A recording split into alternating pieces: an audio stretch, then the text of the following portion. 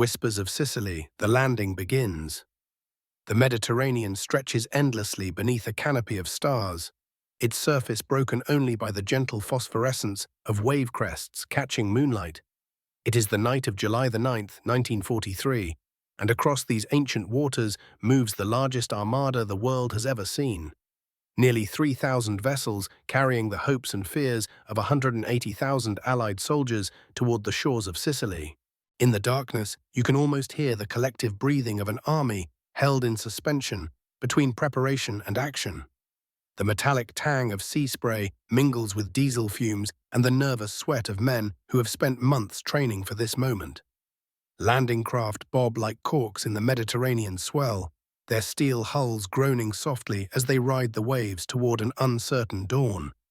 This is Operation Husky, the first major Allied assault on what Winston Churchill famously called the soft underbelly of Europe. But tonight, as these ships approach the Sicilian coast, that underbelly feels anything but soft to the men crammed into the holds of transport vessels and the cramped confines of landing craft. The strategic calculus that brought this massive force to these waters began months earlier in the conference rooms of Casablanca. Churchill, with his characteristic blend of romantic vision and hard-nosed pragmatism, had argued passionately for this Mediterranean strategy. The Prime Minister saw Italy not merely as Germany's weakest ally, but as a dagger pointed at the heart of Nazi-occupied Europe. Consider the elegant logic of his reasoning. By 1943, the Soviet Union was bleeding heavily on the Eastern Front, desperately calling for a second front to relieve German pressure. Yet the Americans and British were not yet ready for the massive cross-channel invasion that would eventually become D-Day. Sicily offered a compromise, a way to engage German forces in meaningful combat while building the experience and confidence necessary for the greater challenges ahead. But Churchill's vision went deeper than mere military opportunism. He understood that Italy's collapse would force Germany to defend a vastly expanded southern frontier. Every German division sent to hold the Italian peninsula would be one fewer division available to resist the eventual invasion of France. It was a strategy of strategic dispersal, forcing Hitler to spread his finite resources across an ever-widening arc of vulnerability. The intelligence picture painted by Allied planners revealed both opportunity and risk. Sicily was defended by approximately 300,000 Axis troops, but the quality of these forces varied dramatically. The German Hermann Göring Panzer Division and the 15th Panzer Grenadier Division represented formidable opposition. Battle-hardened veterans who had learned their craft in the unforgiving crucible of North Africa. These units possessed the mobility, firepower, and tactical expertise to make any invasion costly. But the bulk of the island's defenders were Italian coastal divisions, units that existed more on paper than in reality. Years of poor equipment, inadequate training, and declining morale had hollowed out much of the Italian military. Many of these coastal fortifications were manned by older reservists who had little stomach for a fight they increasingly saw as hopeless. The German High Command understood this weakness all too well. Field Marshal Albert Kesselring, the brilliant commander of German forces in the Mediterranean, had repeatedly requested additional reinforcements for Sicily. But Hitler's attention was focused elsewhere, on the massive tank battle brewing at Kursk, on the Atlantic Wall fortifications along the French coast, on a dozen other priorities that seemed more pressing than this island in the Mediterranean. As the Allied armada approached the Sicilian coast, the complexity of the logistical achievement became staggering to contemplate. Coordinating the movement of nearly 3,000 ships across hundreds of miles of open ocean required a level of organizational sophistication that pushed military planning to its absolute limits. Consider the delicate choreography required. British forces under General Montgomery would land on the southeastern beaches around Syracuse and Pacino, while American forces under General Patton would assault the southern coast near Gela and Licata. Each landing zone required precise timing, specific equipment loads, and carefully coordinated naval gunfire support. The loading of these ships had been an art form in itself. Combat engineers had calculated the exact sequence in which equipment needed to be unloaded, ensuring that bulldozers and beach-clearing equipment came ashore first, followed by anti-aircraft guns to protect the beachhead, then the heavy artillery and armor needed to push inland. Every crate, every vehicle, every piece of equipment had been loaded in reverse order of its anticipated need. In the cramped quarters below decks, soldiers tried to find what rest they could in the final hours before dawn. Many had been at sea for days, some for over a week, as the massive convoy assembled from ports across North Africa and the Middle East. The air was thick and stale, heavy with the smell of seasickness and nervous perspiration. Private Tommy Atkins of the Durham Light Infantry, not his real name, but representative of thousands like him, sat wedged between his kit bag and the steel bulkhead, trying to write a letter home by the dim red light of the ship's night illumination. His hands shook slightly, whether from the ship's motion or pre-battle nerves, he couldn't say. The words came slowly, carefully chosen to reassure rather than alarm. "Dear Mum," he wrote, "we're somewhere in the Mediterranean, and I can't tell you where we're going. But I want you to know I'm thinking of you and Dad. The food isn't bad, and the lads are in good spirits. Don't worry about me. We've trained hard for this, and we're ready." What Tommy couldn't know, what none of the assault troops could fully grasp, was how their individual courage would soon become part of a larger strategic transformation. Sicily was more than just another battle. It was the beginning of Europe's liberation from the south, the first step in a campaign that would eventually carry Allied armies to the Alps and beyond. The island's strategic value extended far beyond its immediate military significance. Sicily controlled the narrow waist of the Mediterranean, the crucial shipping lanes that connected the eastern and western basins of this ancient sea. Its capture would open these waters fully to Allied shipping, dramatically shortening supply lines to the Middle East and India. More immediately, Sicily's airfields would provide bases for the heavy bombers that were systematically dismantling Germany's war economy. From Sicilian bases, Allied aircraft could reach targets throughout southern Germany, the Balkans, and the vital oil refineries of Romania. Each mile of Sicilian soil captured would extend the reach of Allied air power deeper into the heart of Nazi-occupied Europe. But perhaps most importantly, Sicily represented a test of Allied cooperation under fire. The British 8th Army and the American 7th Army had never before fought side by side in such a massive operation. The success or failure of their coordination would echo through every subsequent campaign of the war. The command structure reflected this delicate balance of national interests and military necessity. General Harold Alexander, the urbane British commander, would exercise overall ground command, while Admiral Andrew Cunningham controlled naval operations and Air Marshal Arthur Tedder directed air support. It was a triumvirate of talent that represented the best of Allied military leadership. Yet beneath this veneer of cooperation lay very real tensions. Montgomery and Patton, the two army commanders, were both brilliant tacticians and insufferable egotists who viewed each other with barely concealed suspicion. Their rivalry would soon become one of the defining dynamics of the Sicilian campaign, driving both men to extraordinary achievements and occasional lapses in judgment. As the first hints of dawn began to lighten the eastern horizon, the massive fleet began its final approach to the Sicilian coast. Naval officers peered through binoculars at the dark silhouette of land ahead, searching for the landmarks that would guide them to their assigned beaches. The Mediterranean, so peaceful in the pre-dawn darkness, would soon erupt in the thunder of naval gunfire and the roar of aircraft engines. But for now, in these final moments of calm, there was only the gentle sound of waves against steel hulls and the quiet murmur of prayers whispered in a dozen languages. The invasion of Sicily was about to begin, and with it the long, bloody campaign that would carry the Allies through the mountains of Italy toward the heart of the Third Reich. In the growing light of dawn, the future of Europe hung in the balance, suspended between the courage of individual soldiers and the grand strategies of distant commanders. The whispers of Sicily were about to become a roar that would echo across the continent and change the course of the war forever. The fall of Il Duce, seeds of discontent. The roar would indeed echo across the continent, but first it would reverberate through the marble halls of Rome itself, where the foundations of fascist power had begun to crack like ancient stone under unbearable pressure.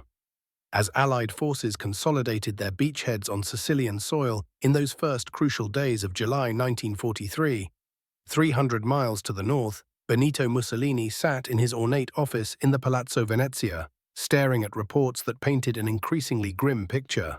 The man who had once commanded vast crowds with theatrical gestures and bombastic promises now found himself isolated, his grand dreams of a new Roman Empire crumbling faster than his armies could retreat. The Duce had aged dramatically in recent months. Photographs from this period show a man whose once commanding presence had withered. His famous jutting jaw now seemed merely stubborn rather than resolute. His eyes, which had once blazed with megalomaniacal confidence, now carried the hollow look of a leader who had finally grasped the magnitude of his miscalculations. The Italian people, meanwhile, were experiencing their own awakening. For 21 years, they had lived under fascist rule, their dissent muffled by propaganda and secret police. But the reality of total war had a way of cutting through even the most sophisticated political theater. Food shortages had become endemic. Allied bombing raids targeted not just military installations, but the industrial cities of northern Italy. Milan, Turin, Genoa, these proud centers of Italian culture and commerce had become landscapes of rubble and fear. In the working-class neighborhoods of Rome, conversations that would have been unthinkable just months earlier now took place in hushed tones. Mothers queuing for bread spoke of sons lost in the deserts of North Africa or the frozen steppes of Russia. Factory workers, their productivity hampered by shortages of raw materials, began to question why their sacrifices seemed only to deepen their misery. The black market flourished as ordinary Italians learned to navigate a shadow economy that the state could no longer control or even adequately suppress. The military situation provided no comfort for Mussolini's increasingly precarious position. His generals, many of whom had harbored private doubts about the alliance with Nazi Germany from the beginning, now found their worst fears confirmed. Italy's armed forces had been designed for limited regional conflicts, not for the global struggle that Hitler had unleashed. Italian tanks were outgunned by their Allied counterparts. The Navy, while possessing some excellent vessels, lacked the fuel and strategic coordination necessary for effective operations. The Air Force had been reduced to a shadow of its former self. But perhaps most damaging to Mussolini's position was the growing recognition among Italy's political and military elite that their country had become little more than a German satellite. Hitler's promises of partnership had devolved into increasingly brazen demands for Italian resources, manpower, and strategic autonomy. German officers attached to Italian units often treated their supposed allies with barely concealed contempt. The proud nation that had given birth to the Renaissance found itself relegated to junior partner status in an alliance that seemed destined for catastrophic defeat. Within the fascist Grand Council itself, voices of dissent began to emerge from the shadows where they had hidden for so many years. Count Dino Grandi, who had served as Mussolini's foreign minister and ambassador to Britain, began to orchestrate what would become one of the most dramatic political reversals of the 20th century. Grandi understood the international situation with a clarity that Mussolini seemed to have lost. He recognized that Italy's only hope for avoiding complete destruction lay in somehow extricating the country from its alliance with Germany. The Count was not alone in his thinking. Marshal Pietro Badoglio, the respected military leader whom Mussolini had dismissed after the disastrous invasion of Greece, waited in the wings. King Victor Emmanuel III, long relegated to ceremonial functions under fascist rule, began to contemplate actions that would have seemed impossible during the height of Mussolini's power. The invasion of Sicily accelerated these internal dynamics dramatically. As reports arrived of Italian units surrendering en masse to Allied forces, it became clear that the military's will to fight for fascist ideals had essentially evaporated. Soldiers who had once marched proudly through the streets of Rome now sought any honorable way to escape a war they no longer believed in. The psychological impact of seeing foreign armies operating on Italian soil for the first time since the Napoleonic era cannot be overstated. For a people whose national identity was so deeply rooted in the glories of ancient Rome and the cultural achievements of the Renaissance, the spectacle of their own territory being conquered was profoundly humiliating. Yet many Italians found themselves in the paradoxical position of hoping that the Allied invaders would succeed, because their success might finally free Italy from the grip of both fascism and Nazi influence. On the evening of July 24, 1943, as Allied forces continued their methodical advance across Sicily, the fascist Grand Council convened for what would prove to be its final meaningful session. The meeting took place in the Sala del Mappamondo, a room whose walls were decorated with maps showing the extent of Italy's territorial ambitions. The irony was palpable. Those maps now served primarily as reminders of how thoroughly those ambitions had been frustrated. Grandi had prepared his moment carefully. He presented a resolution calling for the restoration of constitutional government and the return of military command to the king. In essence, it was a vote of no confidence in Mussolini's leadership, though couched in the formal language of institutional procedure. The debate that followed was intense, with 21 years of suppressed disagreements finally erupting into the open. Mussolini himself seemed strangely passive during much of the discussion. Perhaps he sensed that the tide of history had turned decisively against him. Perhaps he was simply exhausted by the enormous pressures of trying to maintain Italy's position in a war that had grown far beyond anything he had envisioned when he first committed his country to the Axis cause. When the vote was finally taken, the result was stunning. 19 members of the Grand Council supported Grandi's resolution, while only 8 remained loyal to Mussolini. The Duce had been repudiated by his own political creation. The following day brought even more dramatic developments. King Victor Emmanuel III, emboldened by the Grand Council's action, summoned Mussolini to the Villa Savoia for what the dictator assumed would be a routine audience. Instead, the king informed him that he was being dismissed from his position as head of government. Marshal Badoglio would take his place, with a mandate to explore Italy's options for ending its participation in the war. As Mussolini left the villa, he was arrested by carabinieri officers acting on the king's orders. The man who had ruled Italy with an iron fist for more than 2 decades found himself a prisoner, driven away in an ambulance to prevent any possibility of a rescue attempt by die-hard fascist supporters. The news of Mussolini's fall spread through Rome and across Italy with extraordinary speed. In the working-class districts of the capital, spontaneous celebrations erupted as people poured into the streets. Portraits of the Duce were torn down and trampled underfoot. Fascist symbols were defaced or destroyed. For the first time in a generation, Italians could express their political feelings without fear of immediate reprisal. Yet the celebrations were tempered by uncertainty about what would come next. Badoglio's government faced an almost impossible situation. Italy was still technically at war with the Allies, but continuing that war had become militarily and politically unsustainable. At the same time, any attempt to negotiate a separate peace with the Allies would inevitably provoke German retaliation. Hitler's forces in Italy were substantial and well-positioned to resist any Italian attempt to switch sides. The Italian people found themselves caught between hope and fear. Hope that the end of fascist rule might bring an end to the suffering that the war had brought to their daily lives. Fear that their country might become a battleground between German forces determined to hold their southern flank and Allied armies advancing northward from their Sicilian foothold. In the mountain villages of central Italy, peasant families gathered around radios to hear the latest news from Rome. Many of these communities had lost sons to the war. Some in the snows of Russia, others in the deserts of North Africa, still others in the confused fighting that was already beginning to rage across Sicily. The fall of Mussolini offered the possibility that the killing might finally stop, but it also raised the specter of civil war if different factions of Italians chose different sides in the larger conflict. Industrial workers in the northern cities faced their own complex calculations.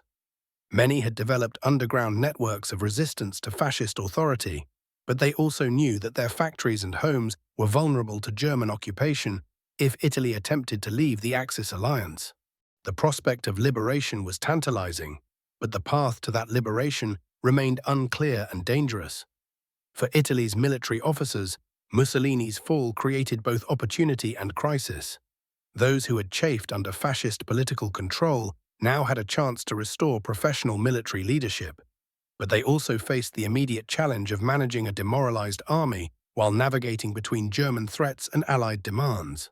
The seeds of discontent that had been planted by years of military failure and economic hardship had finally borne fruit. But as Italians would soon discover, removing a dictator was far easier than resolving the fundamental problems that had made his rule possible in the first place.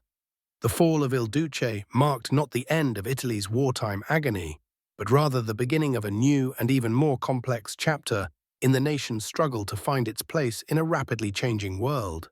As summer deepened and Allied forces continued their advance through Sicily, the future remained shrouded in uncertainty. But for the first time in years, that uncertainty carried within it the possibility of hope.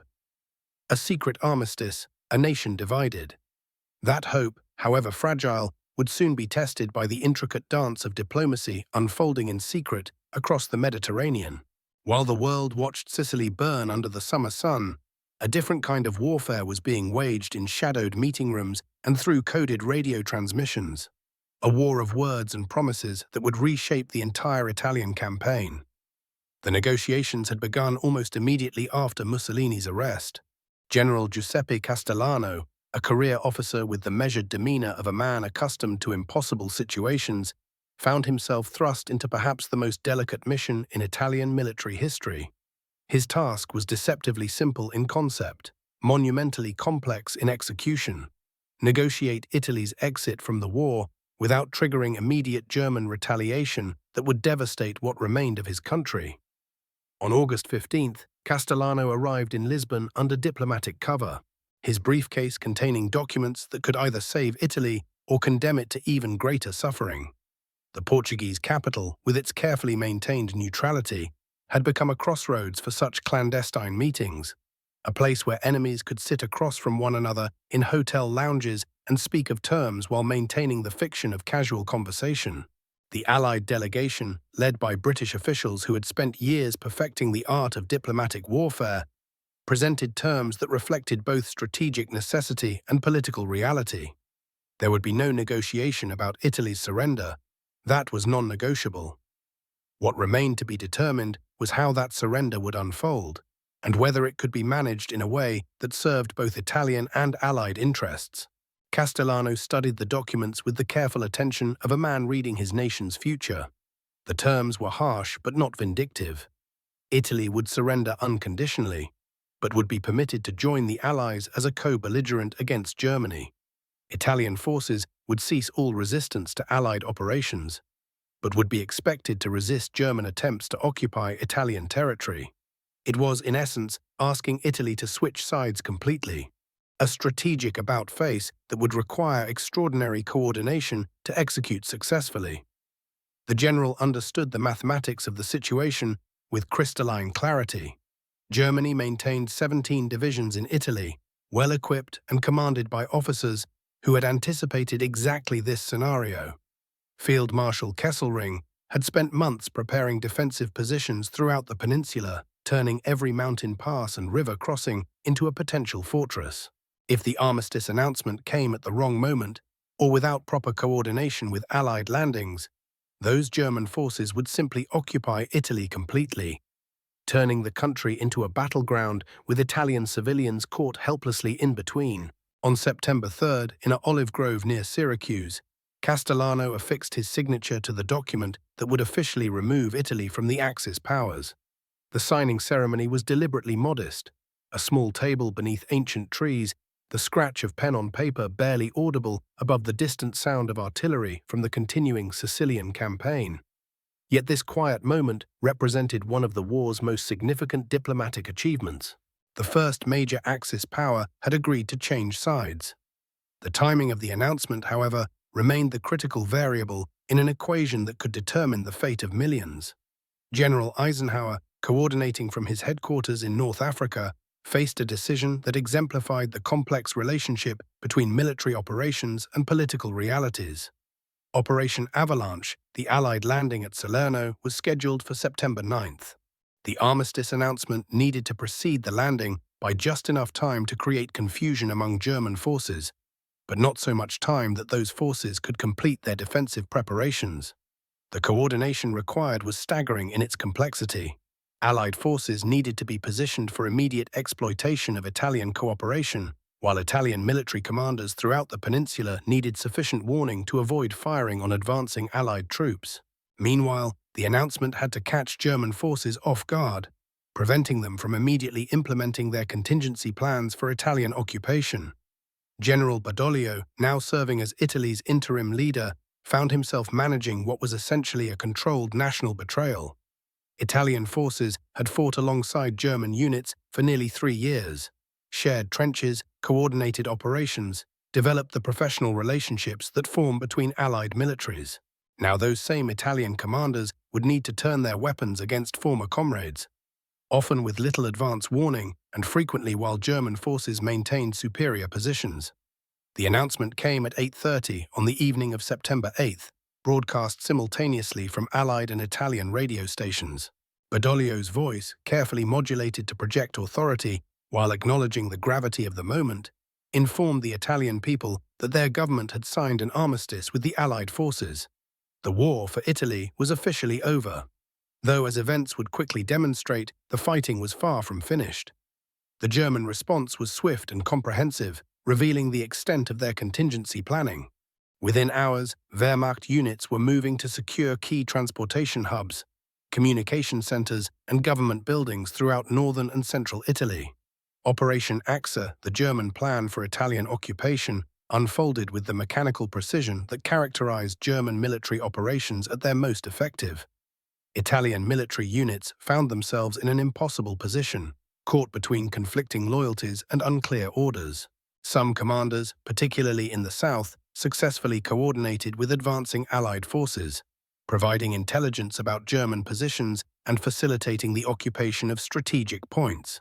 Others, especially in the north, discovered that their German counterparts had anticipated exactly this scenario and had already moved to disarm Italian units before they could effectively resist. The human cost of this strategic pivot became immediately apparent in countless small tragedies across the peninsula. Italian soldiers, many of them conscripts who had never wanted to fight in the first place, found themselves labeled as traitors by former allies and viewed with suspicion by new ones. Families were divided not just by geography, but by the impossible choices that the armistice created. Sons serving in units that remained loyal to Germany, fathers attempting to join Allied forces, brothers finding themselves on opposite sides of a conflict that had suddenly become a civil war. In Rome, the situation deteriorated with particular speed. German paratroopers, moving with the confidence of forces executing a well-rehearsed plan, secured the city's key points, while Italian government officials found themselves effectively prisoners in their own capital. King Victor Emmanuel and Marshal Badoglio, recognizing that their presence in Rome would legitimize German occupation, made the difficult decision to flee south toward Allied lines, leaving behind a power vacuum that German forces were eager to fill. The Salerno landings, launched in this atmosphere of confusion and rapidly shifting allegiances, encountered resistance that exceeded Allied expectations. German forces, rather than being disrupted by the armistice announcement, seemed energized by the confirmation of Italian betrayal. They fought with the particular intensity of soldiers who knew they could no longer trust their flanks, that every position would need to be held by German forces alone.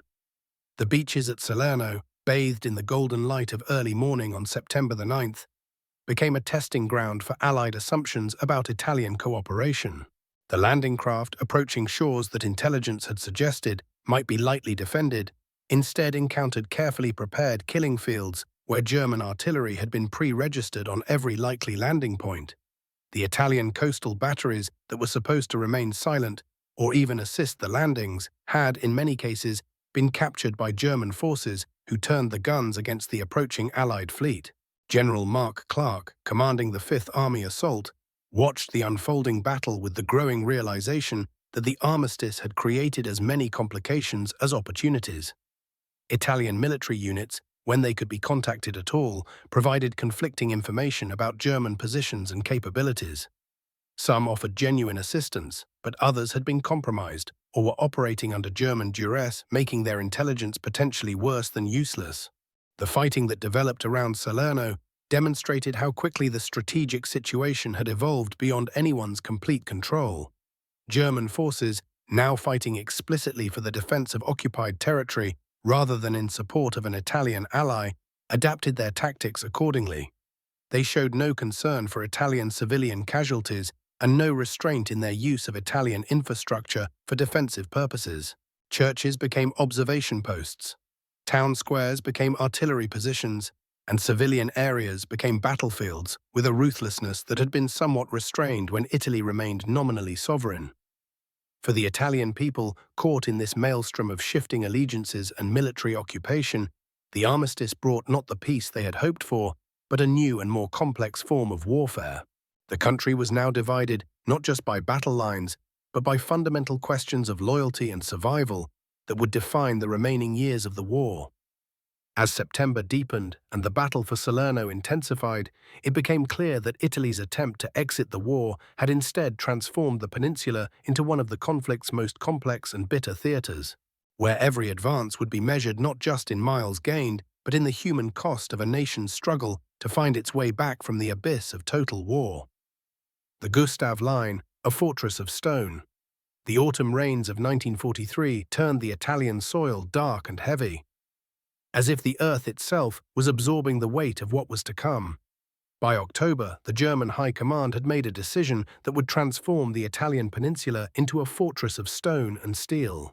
Field Marshal Albert Kesselring, the brilliant tactician who had orchestrated the defense of Sicily and the fierce resistance at Salerno, now turned his attention to a line of mountains that stretched across Italy's narrow waste like a great stone barrier. The Gustav Line, named after the medieval fortress walls that once protected German cities, would become one of the most formidable defensive positions in military history. Stretching from the Tyrrhenian Sea to the Adriatic, this network of bunkers, gun emplacements, and observation posts took advantage of every ridge, every valley, every natural obstacle that the Apennine Mountains could provide. But at its heart, dominating the Liri Valley like a medieval sentinel, stood the ancient monastery of Monte Cassino. For 1400 years, the Benedictine monastery had watched over the valley below, founded by Saint Benedict himself in 529 AD. Its massive walls had witnessed the rise and fall of empires, the passage of pilgrims and armies, the quiet devotion of monks who had preserved learning through the darkest ages of European history. Now, in the winter of 1943, those same walls would witness something that would test the very foundations of human endurance. The German engineers who fortified the Gustav Line understood terrain the way a master chess player understands the board. Every hill became a strong point, every river crossing a killing field, every village a fortress within a fortress. The monastery itself, perched 800 feet above the valley floor, offered observation over every approach for miles in any direction. From its ancient stones, German spotters could direct artillery fire with devastating precision, turning the valley below into what Allied soldiers would come to call the Valley of Death. General Sir Harold Alexander, commanding the Allied forces in Italy, faced a strategic puzzle that had no easy solution. The narrow Italian peninsula channeled his armies into predictable avenues of approach, exactly where Kesselring wanted them. To break through the Gustav Line, the Allies would need to assault positions that gave every advantage to the defender. The mathematics of warfare, the cold calculus of attacking uphill against prepared positions, suggested casualties that no commander wanted to contemplate, yet there seemed no alternative. The political pressure from Washington and London demanded continued offensive action. The Italian campaign, sold as a swift thrust into Europe's soft underbelly, had already consumed months and thousands of lives. To halt now, to allow the Germans to consolidate their positions through the winter, would mean acknowledging that Churchill's grand strategy had become a costly stalemate. The first major assault on the Gustav Line began in January 1944, as Allied forces attempted to cross the Rapido River under cover of darkness. The 36th Infantry Division, composed largely of Texas National Guardsmen, received the impossible mission of establishing a bridgehead across the swollen river, while German machine guns swept the approaches from concealed positions. These were men who had trained in the dusty plains of Texas, farmers and shopkeepers who found themselves wading through icy water while mortars exploded around them like deadly fountains. The attack was a catastrophe. Within hours, entire companies had been decimated. The few boats that reached the far shore found themselves pinned down by interlocking fields of fire that the Germans had spent months perfecting. By dawn, the river ran red with American blood, and the survivors huddled in shell craters, unable to advance or retreat. The division lost over 2,000 men in 2 days, achieving nothing but the bitter knowledge that the Gustav Line would not yield to conventional assault. As the reports reached Allied headquarters, a grim realization settled over the command structure. The Italian campaign had entered a new phase, one where progress would be measured not in miles but in yards. where every hilltop would exact its price in blood and suffering. The monastery of Monte Cassino, serene and untouchable on its mountain peak, seemed to mock their efforts, a stone reminder of the permanence of defensive positions and the fragility of human ambition. It was against this backdrop of mounting frustration that the concept of Operation Shingle emerged from the strategic planning rooms of Allied headquarters. If the Gustav Line could not be broken by frontal assault, perhaps it could be outflanked by a bold amphibious landing behind German lines. The target chosen was Anzio, a small port town 30 miles south of Rome, where Allied forces could theoretically land and drive inland to cut the German supply lines feeding the Gustav Line. The plan possessed an elegant simplicity that appealed to commanders desperate for a breakthrough. While German attention remained fixed on the mountain battles around Cassino, a surprise landing at Anzio would force Kesselring to weaken his defensive line to deal with this threat to his rear. The Gustav Line, stripped of reserves, would then crumble under renewed Allied pressure. Rome would fall, the German forces in Italy would be forced into headlong retreat, and the stalemate would be broken. Major General John Lucas, chosen to command the Anzio operation, studied the intelligence reports with the careful eye of a professional soldier who had learned not to trust in easy victories. The German reserves in the Rome area, their capacity for rapid response, the vulnerability of a beachhead dependent on seaborne supply. All of these factors suggested that success would depend on speed and audacity rather than careful preparation. Yet the pressure for results left little room for the methodical approach that Lucas preferred. On January the 22nd, 1944, as the pre-dawn darkness still shrouded the Tyrrhenian Sea, the invasion fleet approached the beaches of Anzio with the quiet efficiency that had become the hallmark of Allied amphibious operations. The lessons learned at Sicily and Salerno had been absorbed. The coordination between naval gunfire, air support, and ground forces refined through bitter experience. As the first landing craft ground onto the sandy beaches, the silence seemed almost unnatural, as if the war itself was holding its breath. The initial landings achieved complete tactical surprise. German beach defenses, minimal compared to the Atlantic Wall, crumbled under the weight of Allied firepower. Within hours, thousands of troops and hundreds of vehicles had poured ashore, establishing a beachhead that stretched for miles along the coast. Radio messages flashed back to Allied headquarters with news that seemed almost too good to believe.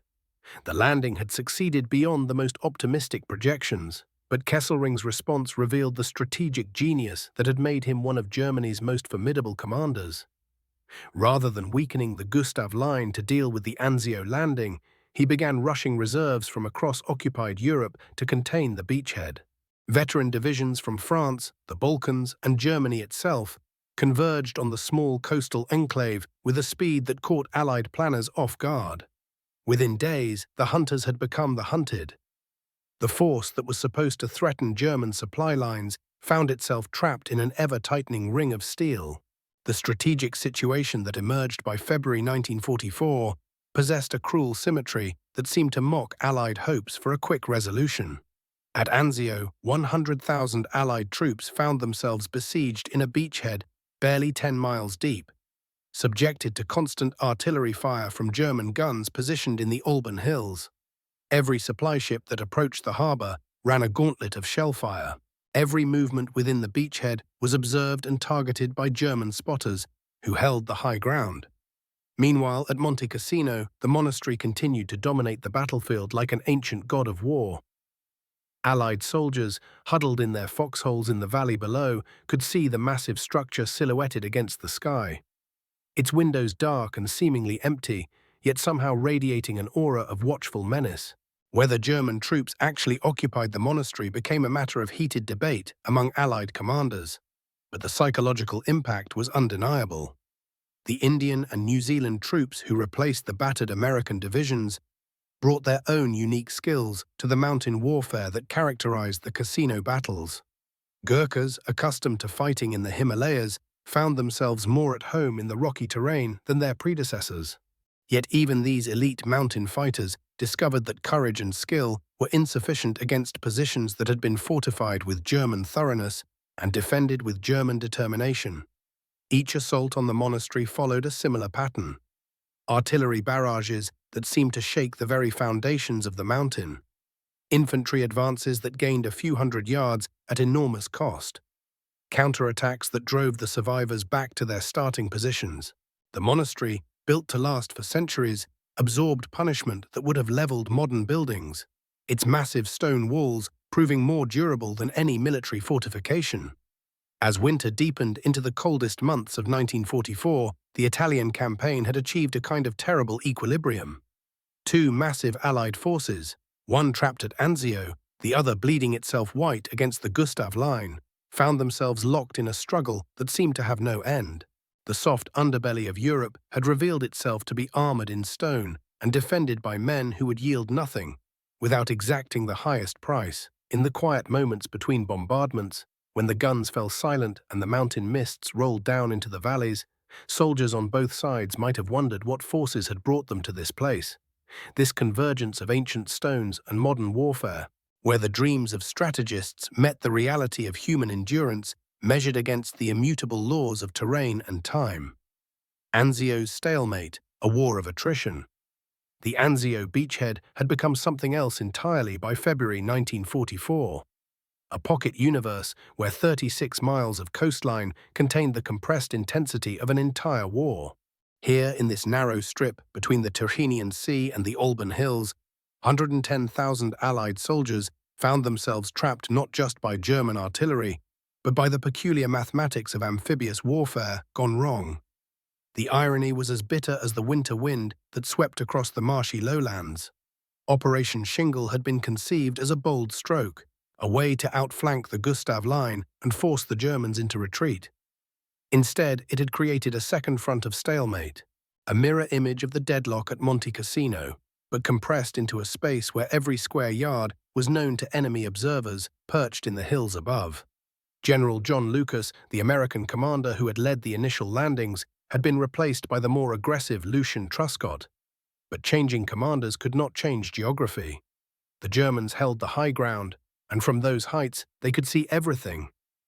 Every supply truck that rolled off the landing craft, every aid station marked with its red cross, every communications trench carved into the sandy soil. The soldiers developed a peculiar relationship with space and time in this compressed world. Distance was measured not in miles, but in the seconds it took for incoming artillery to arrive after the telltale whistle. Time was divided not by hours, but by the rhythm of bombardments.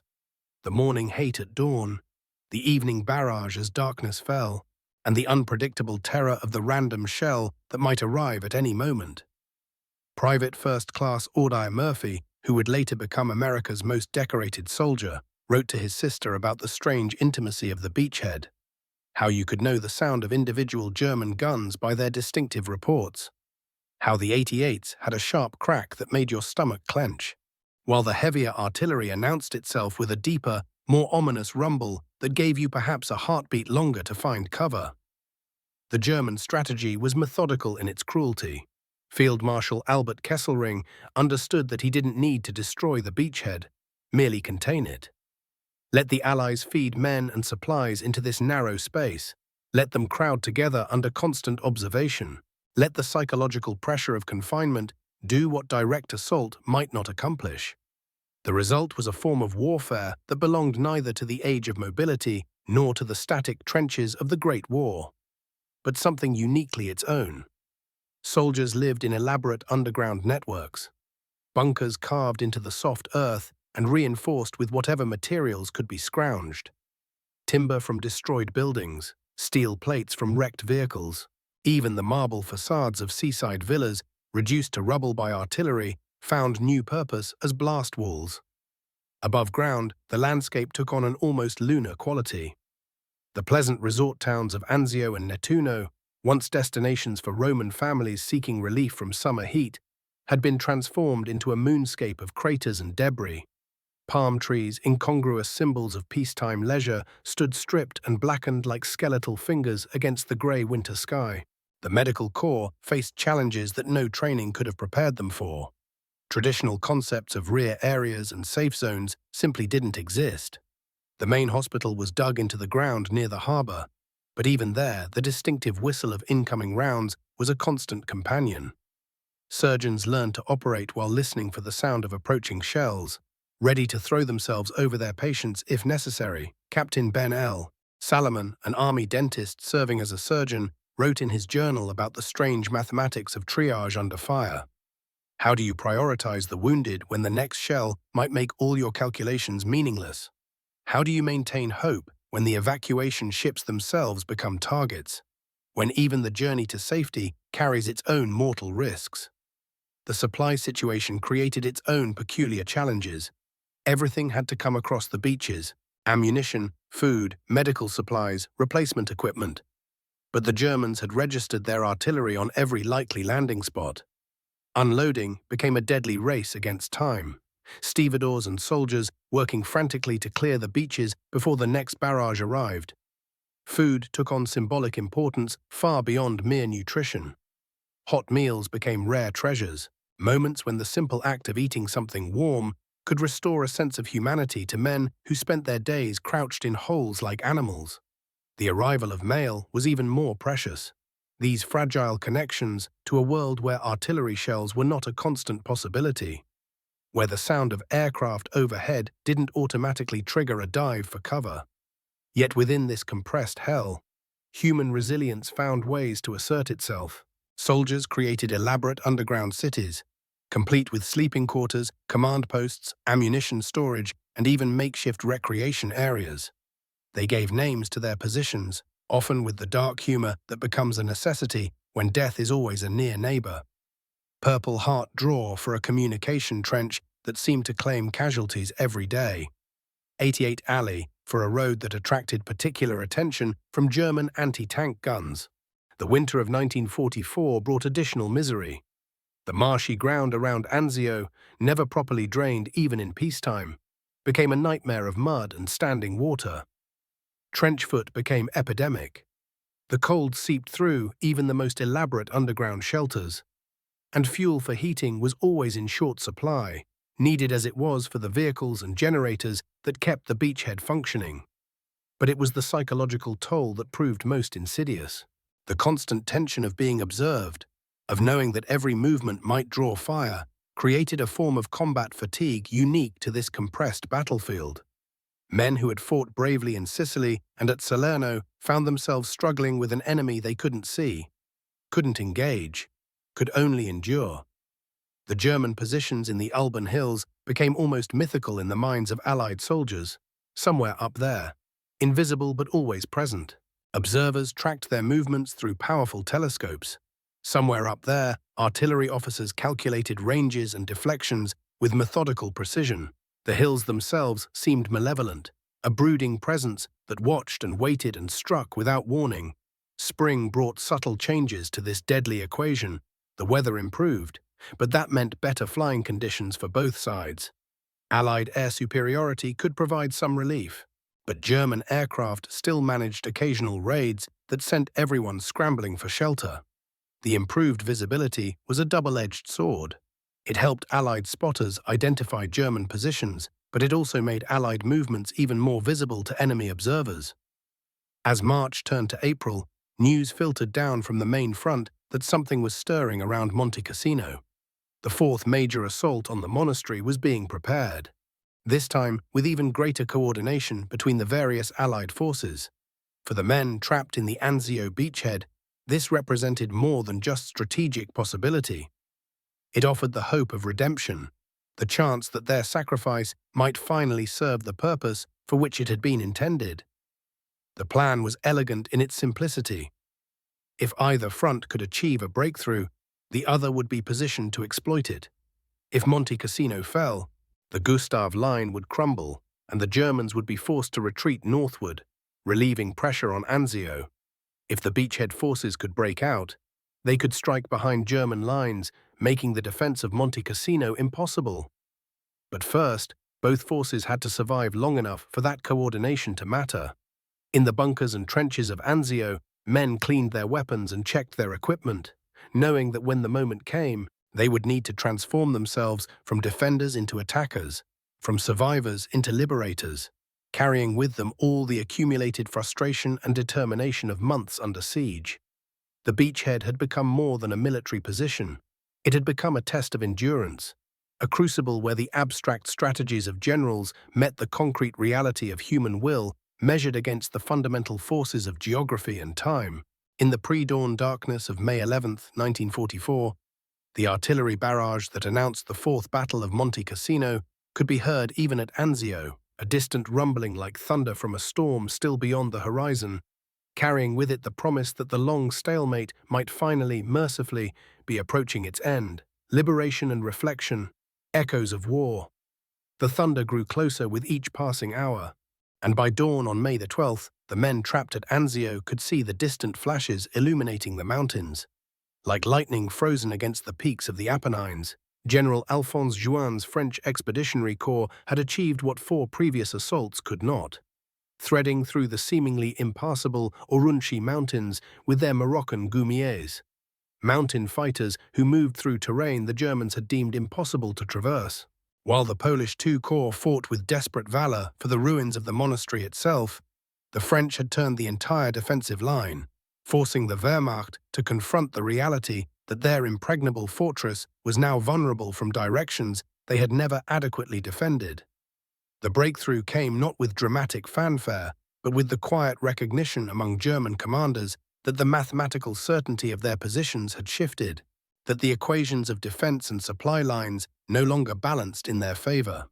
Field Marshal Kesselring, that master of defensive warfare who had transformed Italy into a fortress of steel and stone, found himself facing the one scenario his meticulous planning could not overcome: a coordinated assault from multiple directions that stretched his reserves beyond their limits. The Gustav Line, which had held for 6 months against repeated Allied assaults, began to crack not from any single blow, but from the accumulated pressure of forces that had finally found the weak points in what had seemed an unbreakable chain. On May 18th, Polish soldiers raised their flag over the rubble of Monte Cassino, that ancient monastery that had become a symbol of resistance, its destruction now complete, its strategic value finally negated. But the victory felt hollow even in triumph, for what remained was not the liberation of a sacred place, but the capture of ruins, stones that had witnessed 15 centuries of prayer and learning reduced to tactical coordinates on military maps.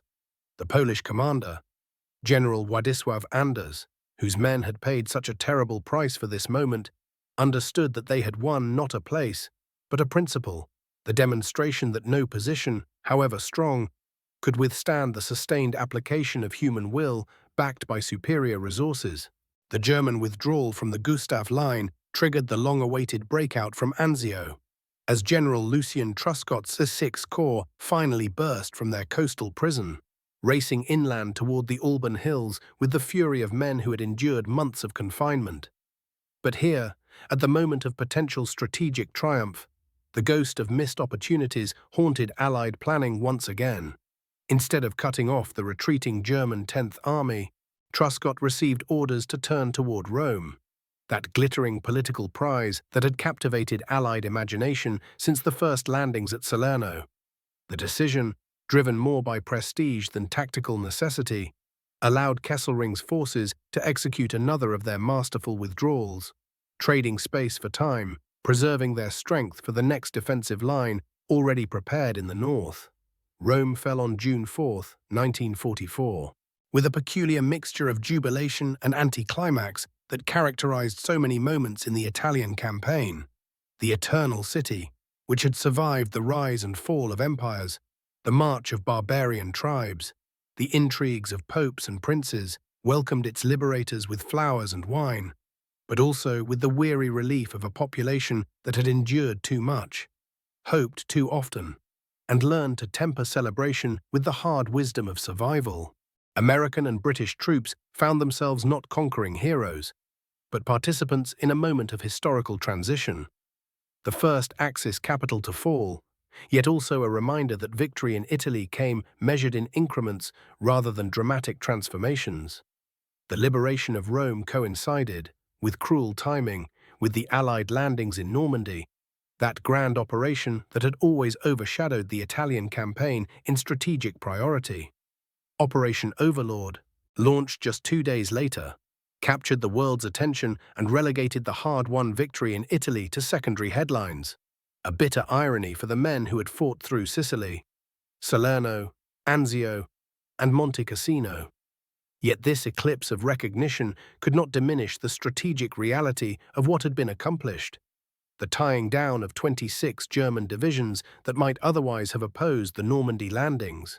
The creation of a second front that had forced Hitler to fight a multi-directional war his resources could not sustain. As summer deepened into 1944, the Italian campaign continued its grinding advance northward, but with a different character now, less the desperate struggles of Anzio and Cassino, more a methodical pursuit of German forces who fought delaying actions from prepared positions, always trading space for time, always preserving their core strength for the next defensive line. The Gothic line, stretching across the northern Apennines, awaited with the same engineering precision that had made the Gustav line so formidable. But the psychological balance had shifted, the Wehrmacht now clearly in retreat, the Allies clearly advancing, the outcome no longer in doubt, only the timeline and the cost. For the Italian people, liberation came not as a single moment of triumph, but as a gradual recognition that the worst was finally passing, that the sounds of artillery were growing more distant, that the occupying forces spoke English and French rather than German, that the harsh requisitions and brutal reprisals were giving way to the more benevolent chaos of Allied military government. In villages throughout central Italy, families emerged from cellars and mountain refuges to find landscapes transformed by war, bridges destroyed, fields cratered, churches damaged, but also the fundamental rhythm of agricultural life beginning to reassert itself, the eternal cycle of planting and harvest that had sustained Italian civilization for millennia. The human cost of the Italian campaign, when finally tallied, revealed the true price of Churchill's strategy to attack Europe's supposed soft underbelly. 312,000 Allied casualties, 434,000 German casualties, and uncounted Italian military and civilian losses. Numbers that transformed abstract strategic concepts into the concrete reality of individual tragedy, multiplied across hundreds of thousands of families.